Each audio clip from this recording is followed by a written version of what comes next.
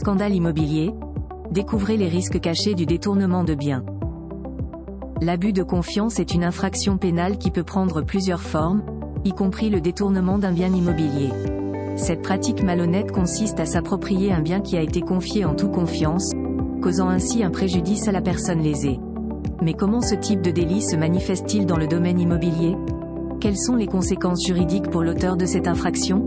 Cet article vous propose d'explorer en profondeur la notion d'abus de confiance appliquée au secteur immobilier, afin de mieux comprendre ses implications et les recours possibles en cas de litige. La Cour de cassation modifie sa jurisprudence sur l'abus de confiance en immobilier. Dans un revirement notable, la Cour de cassation a récemment élargi le champ d'application de l'abus de confiance pour y inclure les biens immobiliers. Jusqu'à présent, cette notion était principalement associée à des fonds, des valeurs ou des biens meubles.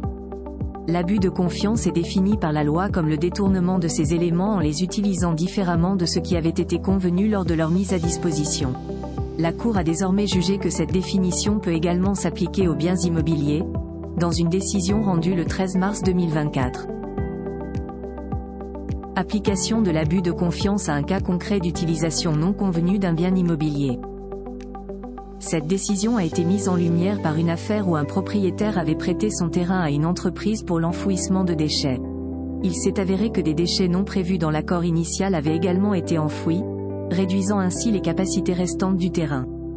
Les juges ont interprété cette situation comme un détournement et donc un abus de confiance. Ils ont estimé que l'entreprise s'était comportée comme le propriétaire du terrain, utilisant le bien au-delà de ce qui avait été convenu, ce qui constitue une utilisation abusive pénalement condamnable.